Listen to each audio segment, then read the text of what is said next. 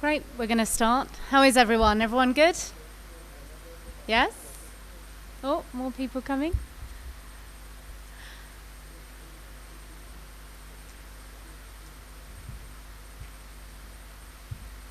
Okay, let's start.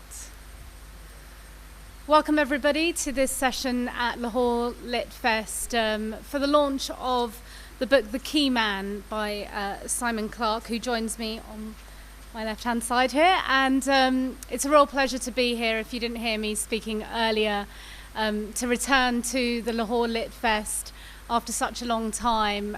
For all of us, because of the pandemic, for it to be in person is fantastic. So my thanks go out to the organisers of the Lit Fest and all the volunteers that make this such a great event. Every year, every time I come, it's always fantastic. I've been involved from the very first year, and it's such a pleasure and privilege both to see so many people from all over the world who come to Pakistan, but also to showcase the brilliant Pakistani talent and skill sets that we have in the writers amidst us. So as I said, I'm joined by Simon Clarke, one of the authors of The Key Man, and it is, of course, about a great one-time hero of Pakistan, Arif Naqvi. And I want to make this, rather than a breakdown about the book itself, a conversation with you, Simon, to understand the process of how you came to writing the book, how the book unfolded itself for you.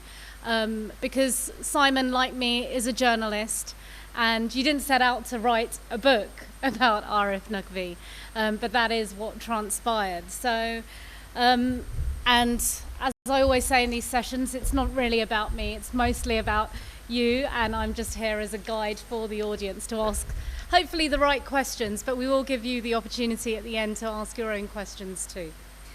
So, Simon, welcome. Thanks very much indeed for being with us in Lahore today. First of all, I actually want to give the audience an idea about who you are. You're a journalist, you're writing for the Wall Street Journal, but you actually have also spent some time in Pakistan. You have a relationship with Pakistan. Yeah, that's right. Thank you, Saima. Press the button.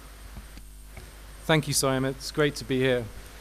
And it's great to be back in Pakistan again. Last time I was here was 28 years ago, 1994, and I was a volunteer teacher for 7 months in Lawrence College in Murray.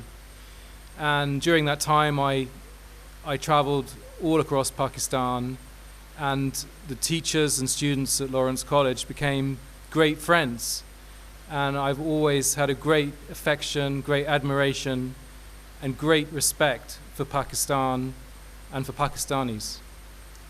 So that leads me to asking you, why Arif Naqvi? What led you to him? And there is a second part to that question, why Arif for global leaders, but I'll ask that in a minute. Why Arif for you? So for the last 22 years, I've been a financial journalist, and for the last 8 years, I was working for the Wall Street Journal. I've just left, and I'm now a freelance journalist. But over those years, I met Arif Naqvi on a number of occasions because he was a major figure in finance. He'd founded Abraj, which was, from its base in Dubai, the largest private equity investment firm in emerging markets.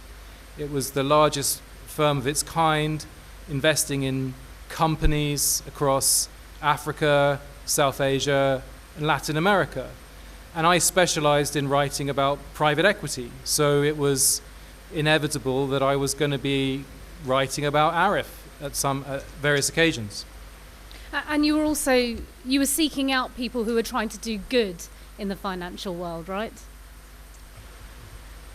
So, because of the time I spent living and working in Pakistan, and because 2 years after that experience in 1994, I also taught in Gaza, I had these two important experiences of living and working in parts of the world where Western people, British people, Americans don't often go.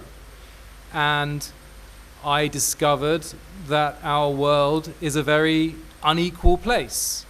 If you live in the UK or the United States, your average income is $25,000, $35,000 a year. And if you live in Pakistan, the average income is $1,500 a year. And to me, that level of economic inequality was always disturbing. And so, as a financial journalist, I did try to find ways of telling stories about the world which could include the realities of the very wealthy and the very poor.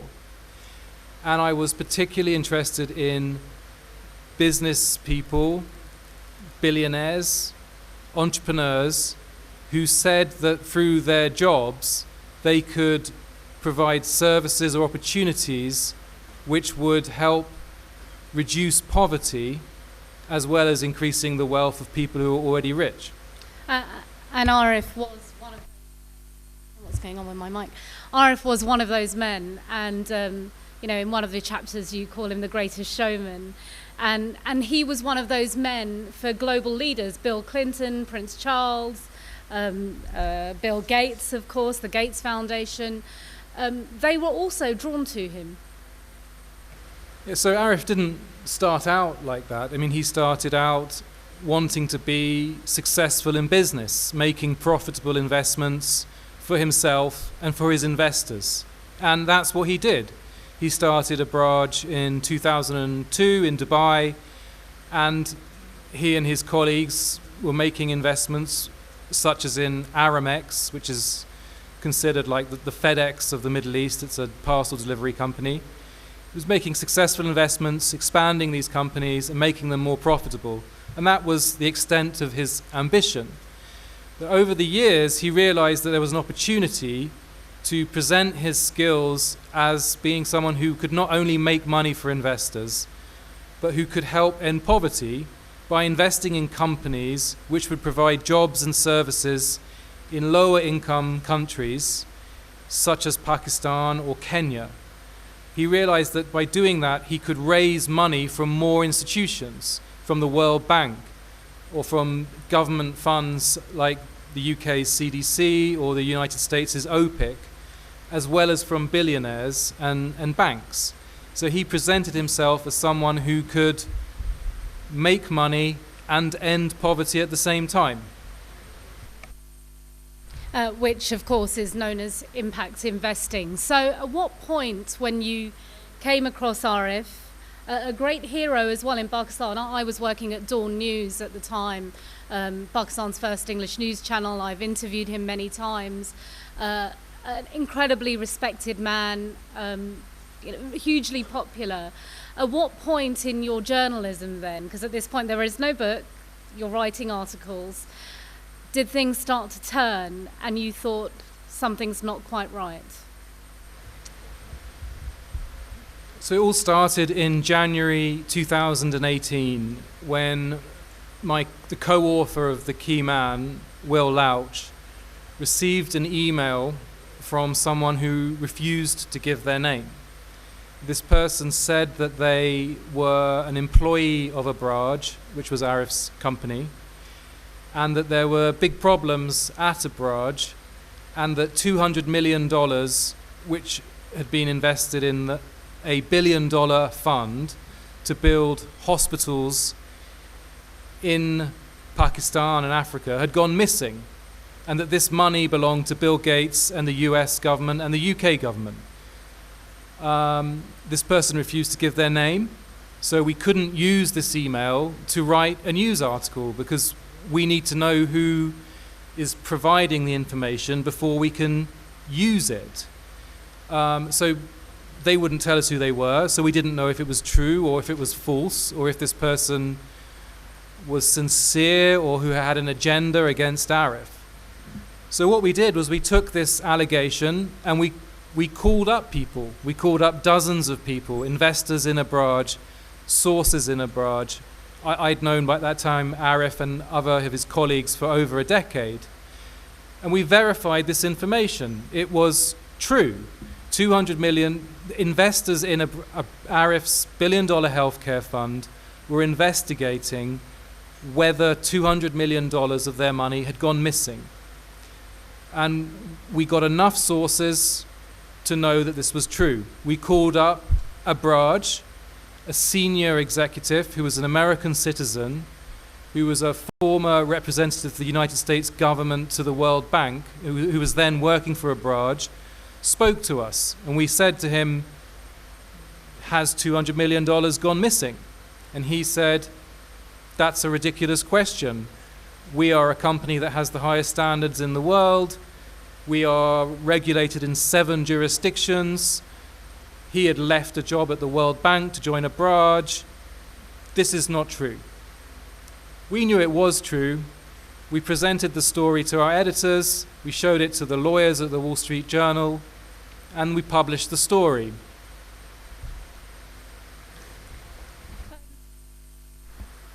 I noticed in the book you are at pains, and I think repeatedly, I mean, certainly to me, and maybe it just stood out to me because I'm a journalist, to say, you know, I have sourced this, I have statements, I have legal documents, I've spoken to X number of people, we've conducted more than 70 interviews, you know, you constantly backing up the facts. Is that because you were concerned that that might be challenged?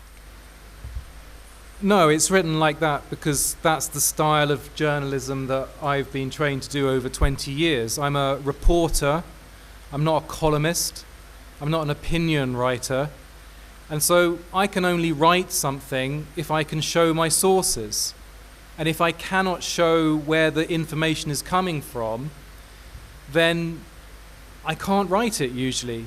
Yes, some of the information is attributed to people familiar with the situation. We don't give the identity of the sources because that would cause problems for the sources.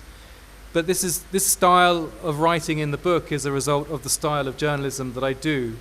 And yeah. Yeah, there's a moment in right at the beginning you say this is very sad but true. And I felt like you felt that when you said it, wrote it. I didn't set out, having worked in Pakistan in the 1990s, I didn't set out to write journalism and ultimately write a book that would bring down a firm which had been built up by people from many different countries and which was claiming to end poverty as well as create profits. The problem was that the evidence that I was presented with and my colleagues were presented with showed that there was a very serious problem at Abraj. And so we did our job. It would be great if all the promises people made came true, if they're good promises. Unfortunately, sometimes they don't. Now, if people make a genuine mistake, and it's an innocent mistake, people shouldn't be punished for that. But if there are serious allegations of fraud and theft at a company which has been entrusted with billions of dollars, and the managers of that firm are spending millions of dollars a year to support their lifestyle, which is a lifestyle they cannot legitimately afford, then it is the job of a journalist like me to lay out that evidence in public and let it be known. I was speaking to people in the financial world about how these funds work, and a few of them said, well, this happens. This is what people do. You know, it's not strictly within the rules, but sometimes you have to move money around to make it work. That's not true. I mean, they may be doing that, but they should not be doing that. And if they're found out, then they're going to be in big trouble. So there are lots of commodities in the world, and a lot of them are traded: gold, silver, corn. But actually one of the most precious commodities in the world is trust. And it takes a long time to build trust, and it doesn't take much time at all for trust to be lost. Now, if you're managing a financial firm, if your job is to manage money and you are making a commitment to investors, which is in effect saying, please give me billions of dollars, I will manage these in a certain way which I have described to you. If you take that money in, if the investors trust you with that money, and then you do something completely different from what you say, then that's likely to end in trouble. And that's what happened at Abraj. I said to put it lightly. I've never had to bash a mic so much to be heard in my whole career. Maybe I just have to bellow a bit. Okay, so let's stick with the element of trust then. Trust. How did Arif Naqvi then win the trust of so many global leaders? Presumably, he didn't set out. Do you think he set out with the intention from your coverage to do this? I don't know, so I'm not going to answer that question, because if I had evidence to show his intent, I would answer, but I don't.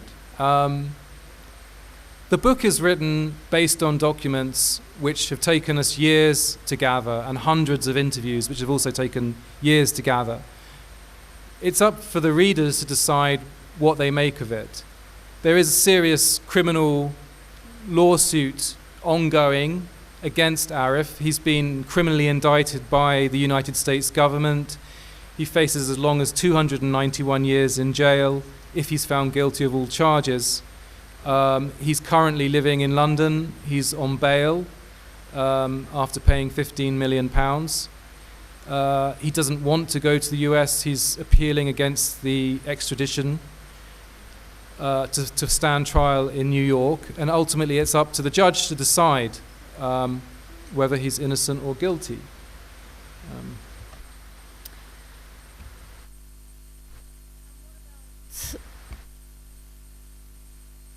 And what about how you built trust with your sources? Because there are obviously precarious moments. I know as a journalist, and anyone knows who's trying to get information or build a relationship with someone, there is an element of trust. And then there were times when your sources went quiet as well. Were there times when you thought, I won't get this story, leave alone the book? Yeah. So it took months for us to be able to get the evidence we needed to show the mismanagement that was taking place at Abraj. And the way to keep trust is to not break promises to people. So the sources, the people we were talking to, relied on us not to reveal their identity and not to give away who they are, and we honored those commitments. They also wanted to understand why we were doing what we were doing. They could see that we were trying to do our job fairly and accurately. And the reason that we were asking for information was so that we could write the truth of what was going on. I think if they'd seen that we were using the information that we were being given in a way that was questionable, we would have lost their trust. It took months to gain the trust of these people before key people would meet with me and show me documents which showed hundreds of millions of dollars had been taken out of Abraj's investment funds, and then that money was sent to offshore bank accounts and companies belonging to Arif Naqvi and his family. And there's also an element of loyalty, isn't there, when you're working for someone like Arif Naqvi, a larger-than-life character, a man very respected and trusted for the entire country, actually. He was a superstar of sorts, you know. And you had one source that was changing emails. There was fear as well of speaking to you. Yeah, so Arif, he was a very charismatic speaker. He's a very intelligent man, and he liked to be on stage at investment conferences that take place all over the world. One of the biggest conferences that happen every year is in Switzerland in January, the World Economic Forum's annual meeting.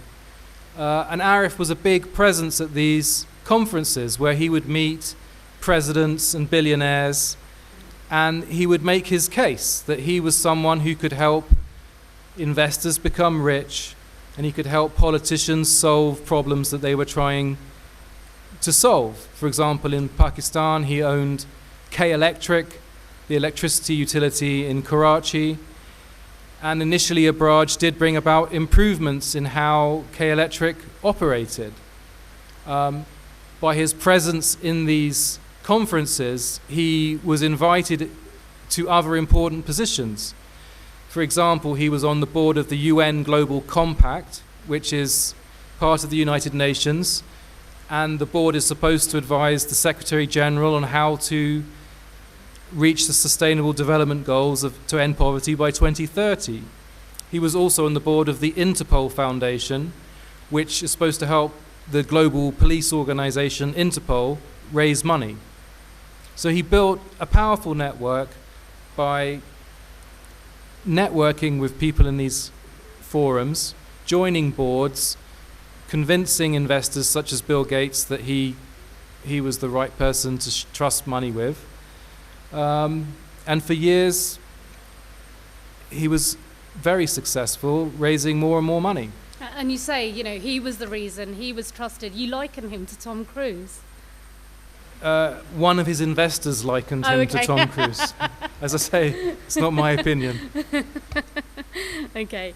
And that was Tom Cruise in Mission Impossible. Impossible, That's exactly. Right. Exactly. I've also interviewed Tom Cruise, by the way, so Arif Naqvi and Tom Cruise. How do they compare? Is Arif like Tom Cruise? No comment. It's not my book. Right. So look, we've got this larger than life character, much respected, trusted globally, and he's bringing this solution that I've heard many other people bring. And he's not the only person who's selling this idea. There's Paul Polman as well, and people are doing it successfully. Well, I don't know if they're doing it successfully. It's become very fashionable in places where billionaires and CEOs and presidents get together to talk about how capitalism can solve humanity's problems. So no doubt capitalism can play an important role in solving problems, but it can't solve all the problems alone. Solving humanity's problems is going to take business people, regulators, civil servants, politicians, and journalists. I think there is a movement which is positive to try and direct investment capital to places where it's needed. So can investment capital, which requires a profit, help expand healthcare systems? No doubt it can play a role, but it cannot solve all of the healthcare problems of a nation. There is a need for governments to raise taxation and spend those taxes wisely on providing healthcare services as well as other services like education, because in every country, the very poorest citizens are not going to be able to pay for private healthcare. But investors can help provide healthcare services. Now, Abraj had a $1 billion healthcare fund. And in the marketing of that fund, the Abraj executive said that this fund can help build hospitals and clinics which can provide healthcare services to the very poorest. That fund built a hospital in Lahore. And there's also the Aman Foundation, the ambulance service that has been a huge success, right? Yeah, that's separate. That's a philanthropic act, and yes, those ambulance play an important role in Karachi. But returning to the healthcare fund, which was making investments to earn a profit, and saying that it could provide healthcare services to the poorest people, the reality is that the Abraj executives knew and told each other, and one of them told me, that they knew that that fund could never provide services to the poorest citizens because they couldn't afford to pay. Now, it's obvious if I say it like that, but somehow this fund managed to raise $1 billion on the idea that it was going to solve healthcare problems for the poorest. That was a big promise. Within Abraj, they were talking to each other about how that wasn't actually going to be possible. So we have a problem.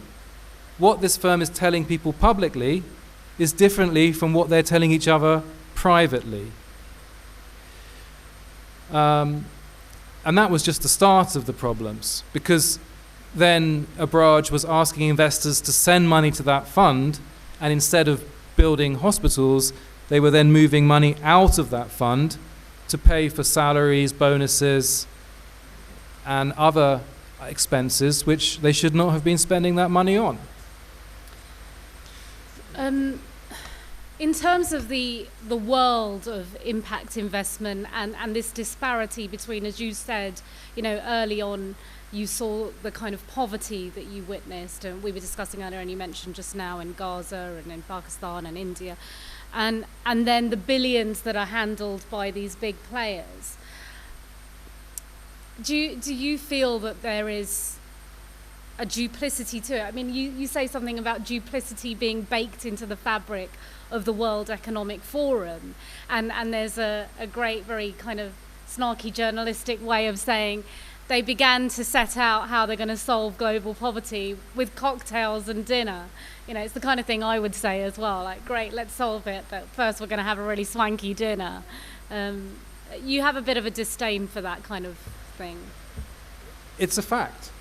So the Abraj Healthcare Fund, $1 billion, publicly, the public, you, me, is being told this fund is going to help solve a lack of healthcare services in countries including Pakistan.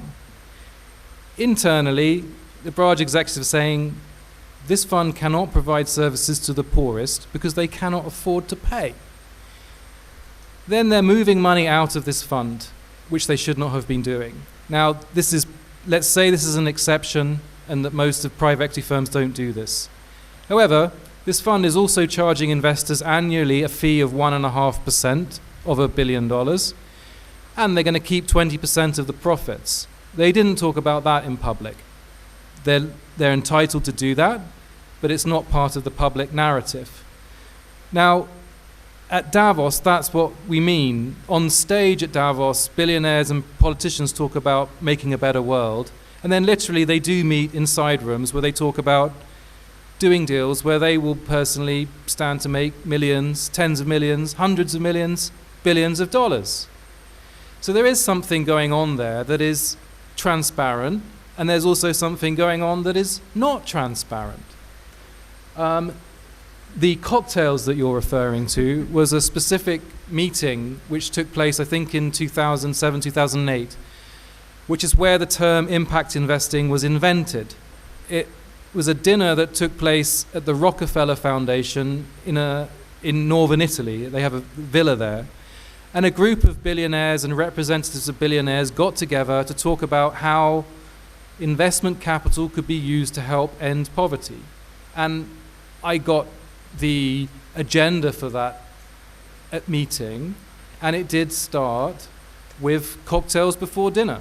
So the meeting to end poverty started with cocktails before dinner, and there were no poor people there. And this is a common, constant pattern in the story of the key man that we tell. We have many people who are wealthy or who have become wealthy, and they are talking about global problems. They are talking about global poverty, but there are no poor people in the room. Now, it is great that wealthy people want to talk about ending poverty. It is great that billionaires want to get together and talk about how to end poverty, but they cannot do this alone. They cannot solve poverty without including people who live on a few dollars a day. And it sounds obvious once you've said it, but I assure you these meetings are going on around the world all the time, and there are no poor people there. Now, in the epilogue to the Key Man, one of the conclusions that we came to was that, you know, it should become as unacceptable for conversations to occur about poverty or global economy without people who live on a few dollars a day participating. That should become as unacceptable as it is now unacceptable to have a conversation or a conference about gender equality which is only attended by men. I don't think we would do that now. We wouldn't have a conversation about how to improve the status of women, which is just attended by men. But we are talking about poverty all the time, and there are no poor people involved. Now, I've had the privilege of meeting people from across the world, from every socio-economic category, and I have found that intelligence is evenly spread, and the ability to explain oneself articulately belongs equally to people who have little money and to people who have a lot of money. Actually, I find people who don't have much money to generally be more acute, more sophisticated, more observant than those who have an abundance of money. So that's why I feel that these conversations and this environment that Abraj was working in to be problematic. There is an absence. There is an absence of people who live on low incomes participating in conversations that's shaping their lives and all of our lives. Arif set out to be a revolutionary, though, didn't he? He set out to be someone who other people could watch and follow, and he had his own rise to fame story, and he had this idea that he could also be a leading beacon in the impact investment world. I mean, impact investment does work, but I guess it has to work when everybody's on board. But let's just talk about Arif Naqvi and being a beacon and kind of really trying to set the stage and lead the way in all of this. So Arif was a private equity investor. Private equity investors raise funds, hundreds of millions, billions of dollars, and then they use those funds to buy, expand companies, and then they try and sell them after 5 years or so for a massive profit. That's a difficult thing to do successfully. Arif said that in addition to doing that and making profits, he could help end poverty. And there are others who are saying they can do this. Arif went to Karachi Grammar School. He was then to London School of Economics. He is an intelligent and very articulate person, and he liked to be on stage. He liked to see that he was having an impact on the world. And it's not for me to say what's going on inside Arif Naqvi, because I don't know. But he did stand out as someone who wanted to be a public figure. Some of these private equity investors, they never really want to talk to journalists. They don't want to be on stage. They just do their job, and the less that's seen of them, the happier they are. Arif wasn't like that. He did want to be seen as a policy leader, as a role model. And I had one email in particular which a technology entrepreneur from Lahore sent to me after The Key Man was published. And he said to me that he needed my help in understanding something. He said to me that he looked up to Arif Naqvi, and that now that his firm had failed and Arif had been arrested and that The Key Man had been written, he felt that his Pakistani dreams had been ruined. And I was very sorry to hear that. And this is one of the problems, one of the risks when we ask people to trust us, whether it's by asking for their money, which we're going to invest, or if we ask them to believe that we are doing something for the right reasons, and then perhaps for some reason we fail, we lose that trust and people become disappointed and sad. So what I said to this person was that the problems of Arif Naqvi belong to Arif Naqvi. they don't belong to Pakistan. Arif, has his own story to tell why things went wrong at Abraj, but they did go wrong. And that is no reflection on Pakistan. There are the most brilliant people in this country, and there are the most brilliant Pakistanis all over the world. I meet them constantly as a journalist. But he was successful in convincing people to invest in Abraj, in trusting him with important jobs. It's gone wrong. 6 Abraj executives have been criminally indicted. Arif says he's innocent. 2 of his colleagues have pleaded guilty already. And the Dubai Financial Services Authority has fined Arif $160 million. Ultimately, we have to weigh up the evidence for what has happened here, and you all make your own conclusions, as the judge will have to do if Arif ever gets to New York and stands trial. I'm bouncing around a bit, but I realise I didn't get to ask you, how did you get from writing an article to creating a book? So all through 2018, we were writing articles about Abraj, the problems at Abraj at the Wall Street Journal, and because of the sourcing we had, we were breaking all of the news. And other news organizations were following. So after we wrote the initial story, the New York Times followed up, basically writing the same thing. Now, Abraj told all of its investors that this was fake news.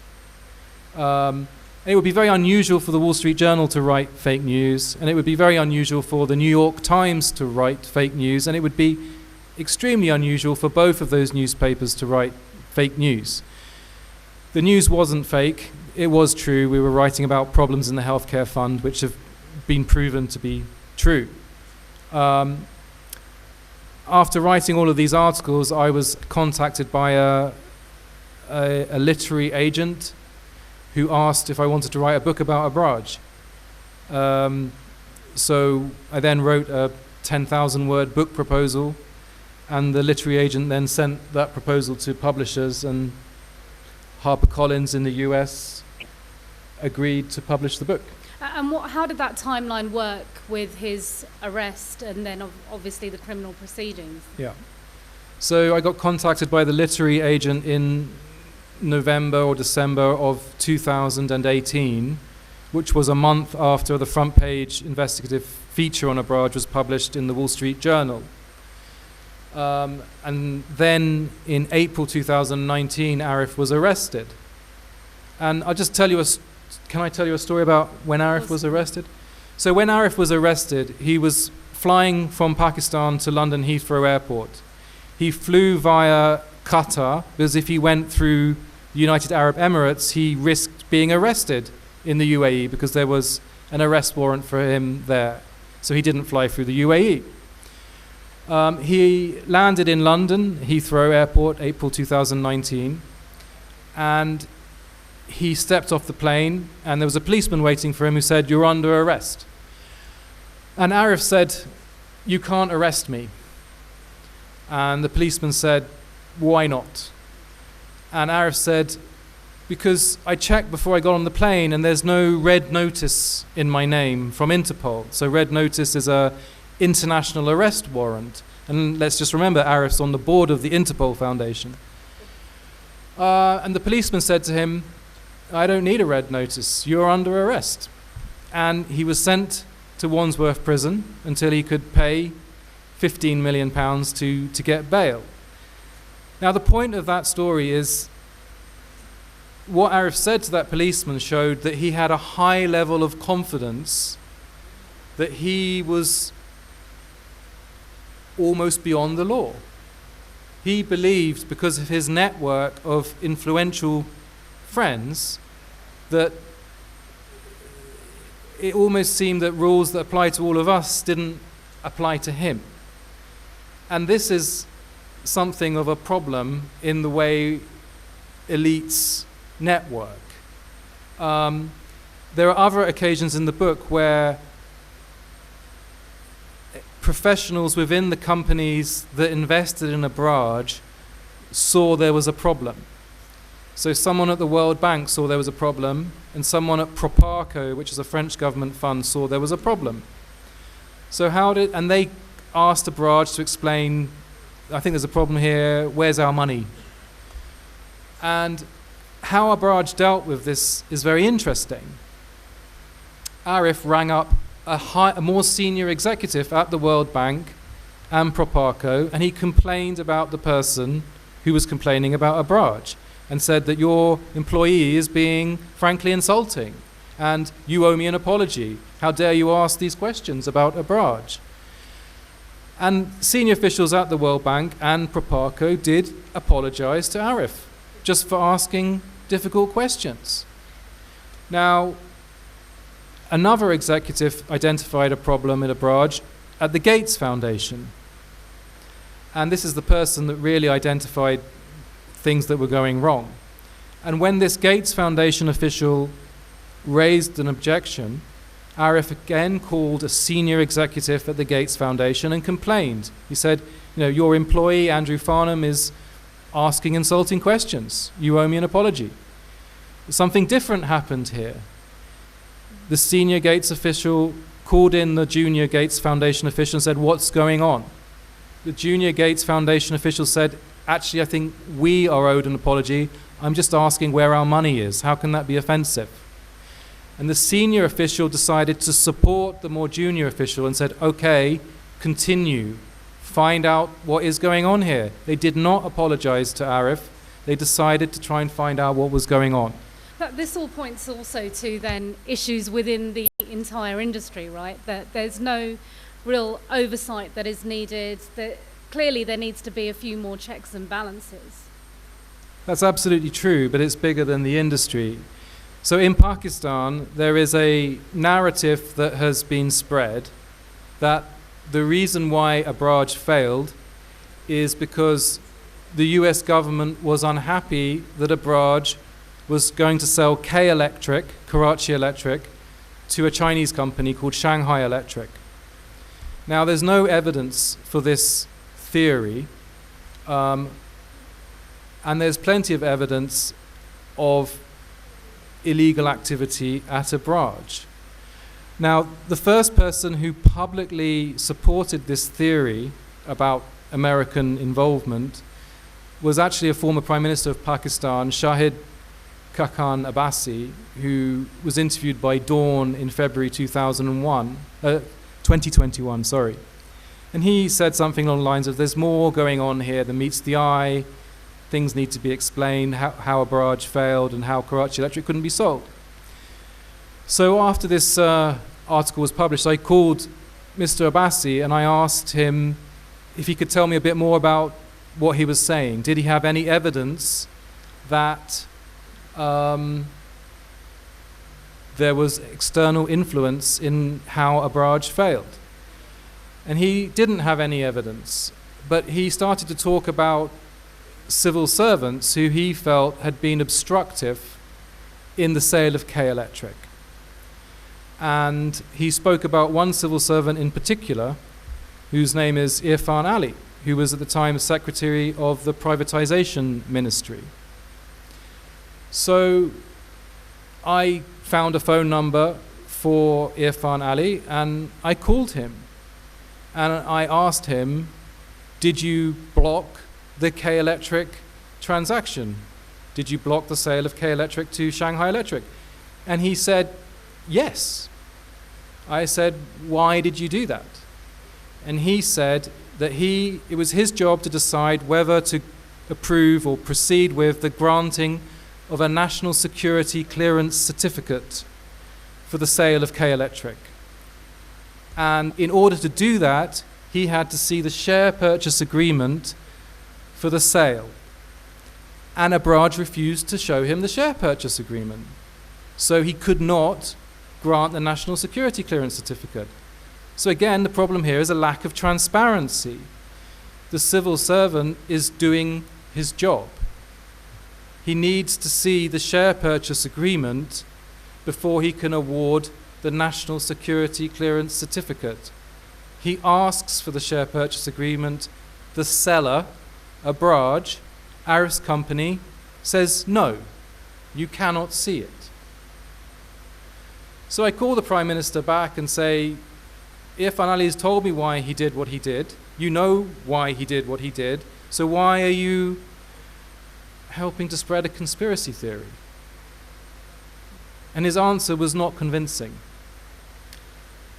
So my point here is that, again, it seems to me that within the structure of the government of Pakistan, there were mid-level officials, senior civil servants, who were doing their job in very difficult circumstances. And Arif was lobbying senior politicians. Shahid Kakan Abbasi told me he spent time talking to Arif. Arif was very determined to get this deal done. But Abraj was not giving the civil servant what he needed to do his job. So again, there seems to be this pattern of Arif lobbying senior officials to get what he wants, when people who are at more junior levels in the hierarchy, whether it's a government or company, are saying, we have a problem here. So it seems to me that, again, we need to give equal time and credit attention to all people regardless of their rank, and including within companies and within societies. We shouldn't be giving attention and deference to people based on their status. We should be giving attention to people based on a principle of equality, because people at different levels within companies and governments have important messages and they know important things, and we're better informed if we listen to all people with respect rather than deciding who to listen to based on their status. I should point out that Arif Naqvi denies all charges, and of course there is a court case to be heard. He's facing extradition to the US, as you said, and potentially 291 years in jail. I want to ask you, before we go to questions to the audience, because I've just realised the time, what's happening with the money that was there? There were some funds in Asia and Africa. Are they doing well? Are they okay? Are they in good hands? What's happening? So Abraj is in liquidation, which means that these accountants who are experts in liquidating companies have to sell off the assets and give money back to creditors based on their ranking. Liquidators say that there's $385 million missing. They don't know where it is. The finances of Abraj are extremely complicated. The money which was missing from the healthcare fund was repaid to the investors by Arif borrowing $350 million from a UAE billionaire. That UAE billionaire is now suing Abraj and suing the healthcare fund to try and get his money back. So the money is being moved around, and creditors are trying to get it back from all the different pots. The funds have been sold to other private equity firms. The healthcare fund is now managed by an American private equity firm called TPG. Some of those investments were good investments, some were not. The problem is that even when there were good investments, the profits sometimes were returned to investors who should not have received them. Sometimes the profits were spent in ways they should not have been spent. So it's a bit of a mess. It's very complicated. It will go on for years, as will the legal process, I guess, involving Arif and his colleagues. And I should also say that the book reads like a thriller, and it's a real life thriller, and Simon has dealt with it with great integrity, and as he says, he's stuck with the facts. It is sad but true. With that, I'm going to open up to questions from the audience, if anyone has any. At the front? Okay, I'm just trying to see who's where. So there's one there, one here. Anyone else? Okay, where's the mic? Mic here? I have the mic. Oh, you have it? Great, Yeah, thank you. I If was you sm- I want to was say your smart enough- name or where you're from. My name is Rizwan. I was smart enough to ask one of these to bring the mic around about 10 minutes ago, so they just ran it off to me. You nabbed it. Okay, a great talk, and I'm looking forward to reading your book. Finances and economics is not something that I understand. I teach physics, and I stay away from this kind of stuff, even though, you know, I mean, we need funding for our research and all that, but somebody else takes care of it. My question is, I've only read one other book related to economics and stuff like that, and that was Confessions of an Economic Hitman by Perkins. Would you have any comment on the contents of that book, if you've had a go at it? I haven't read it. You haven't read it, okay. So it's really just about. I know that the author of the other book about Raj, Icarus. Have you read that book? I haven't read that one, no. So he refers to this book. Still on your mind. Is it No, I haven't read it. I'm a financial journalist, and I see my job as a vocation. That's all I'd say to that question. Okay, there was one at the back there and one down the front here, so, and then you, sir. It was that guy in the red t-shirt first? Okay, it's the other way around. Simon. Okay, at the back first, then the front. Just wondering. At the back first, sir, sorry. Simon, many thanks. The way you laid out the project and the book coming together in terms of sourcing and documents and so forth, very impressive. I wanted to pick up on something that's actually Saima had asked, which is other people do this and they get away with it. And I'm just wondering if there are other liabilities around Arif that did him in. For example, we've heard that he had an eye-poppingly lavish lifestyle. We've also heard that he was very rough with his employees. So I'm wondering, and you know, I mean, somebody had to do the whistleblowing from inside. So I'm wondering if there was other stuff beyond just the financial mismanagement that actually became a liability for him.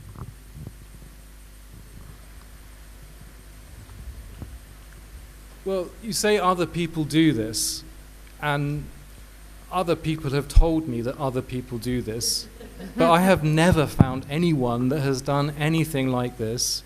And I have been writing about private equity for over 20 years.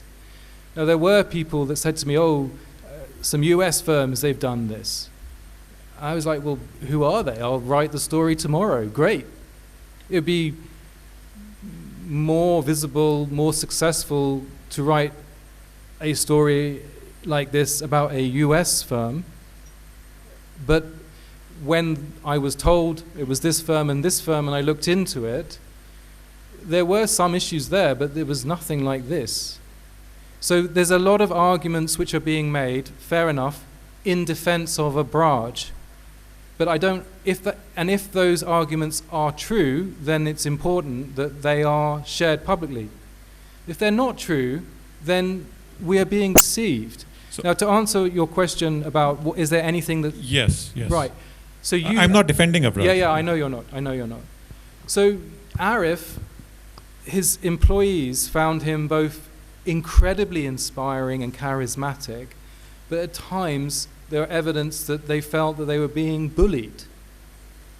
And if you run a company where a significant group of your employees feel like they're being bullied, I guess they're not necessarily going to feel so loyal to you. And that may encourage them to try and speak to journalists if they believe that there will be no point in speaking to regulators or investors. Now, before we received the anonymous email in January 2018, a whistleblower had contacted investors in September 2017. It doesn't look like the investors did anything about it because they didn't believe it was true. So there were multiple attempts by people within Abraj, we believe, and ultimately we know because we had many sources within Abraj who were talking to us saying things are happening here which should not be happening. And yes, a lot of those people felt that there were things going on which were unprofessional and unreasonable, and so they had more of a motivation to talk about it. Sarah at the front. Thank you very much. My name is Shoaib Distaghi. Just a quick question from the moderator. Mr. Zubair Somro bailed out for a particular reason? Apologies. I should have made his apologies at the beginning. He's not well. Okay. He's unwell. I was trying to speak to him about our session actually from London a few days ago, and he was coughing through it. So I think because of COVID and stuff, he wasn't well. Okay. And I apologise. I should have made his apologies. But that was not the question. Oh, okay. That was just a query from you. But the question is still lingering in. If you have time for it, Sure. I'll go ahead. You can be quick. So, what is the takeaway from the book? That you should regulate capitalism? Or don't believe the do-gooders and separate the two worlds of philanthropy, like Melinda Gates and Warren Buffett, etc., that they make money and then they make endowments and both run as independent entities. Do that in that way, or wherever you see this kind of Robin Hood kind of a guy, don't take that too lightly, or else you'll end up where Arif Naqvi has ended up, or is there any third message that you want to convey? Thank you. Could you pass? Thanks, it's a good question. The short answer is trust, but verify. There are a number of conclusions, and we write them all in the epilogue. A key conclusion is it's up to all of us, actually, to take an interest in finance, including you, sir. It's great that you're interested in physics, but finance isn't just about money. If finance is about making the world a better place, then we're all included.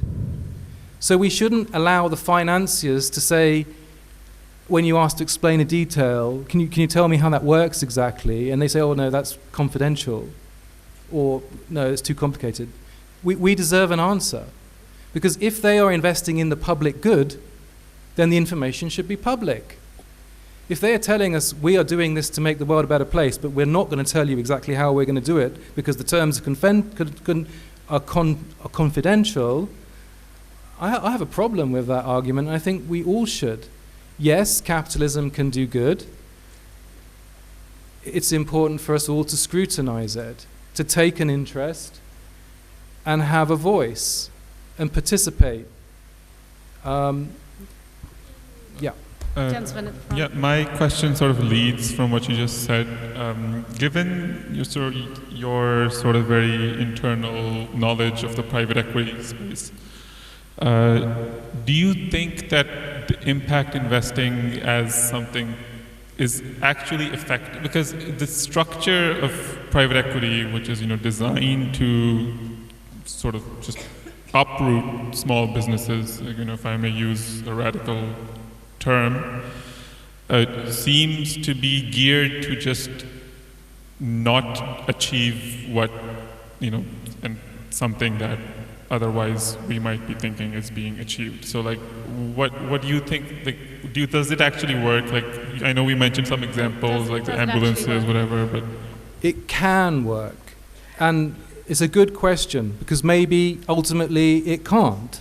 And we should all be intellectually engaged, as you are, to figure out whether it can or it cannot. I think there is a subset of private equity, which some people consider to be separate from private equity, called venture capital.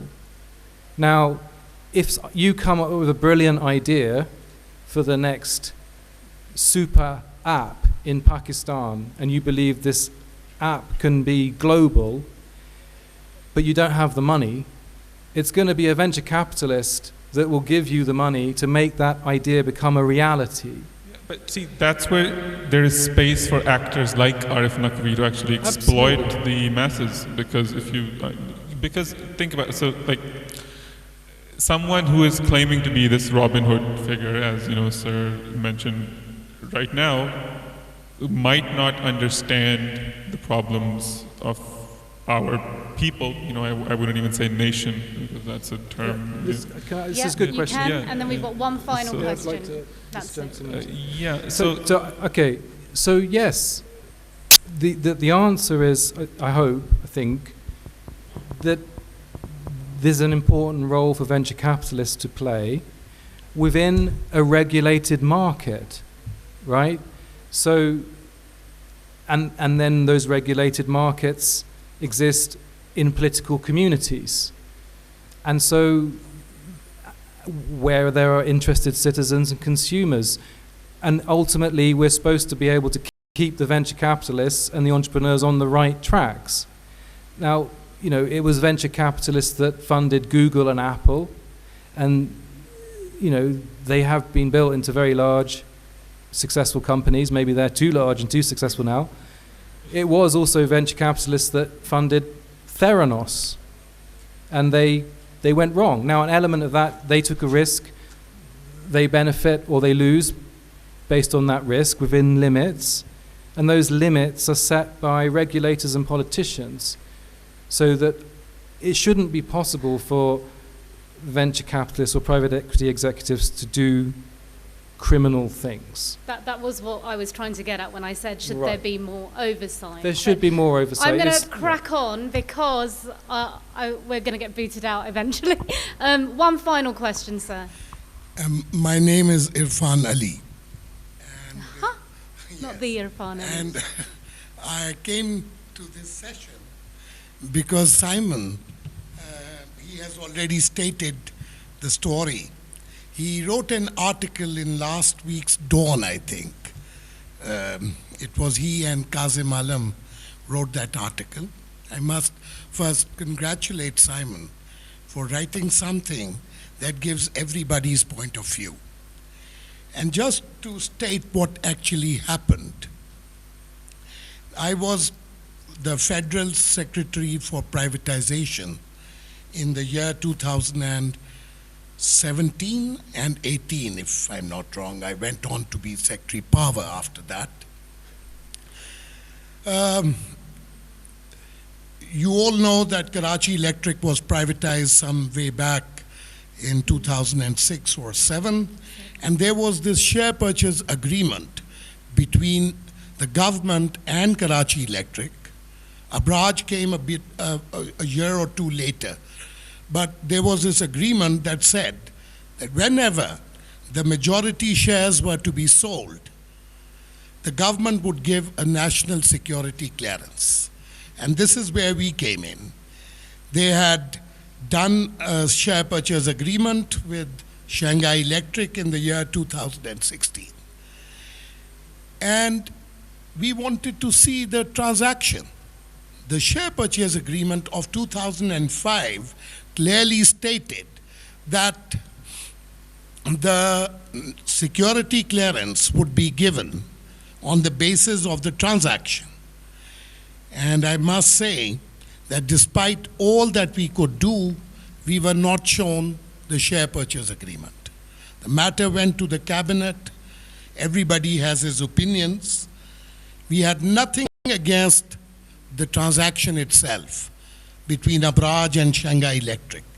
We had nothing against Shanghai Electric, but we had to see the transaction.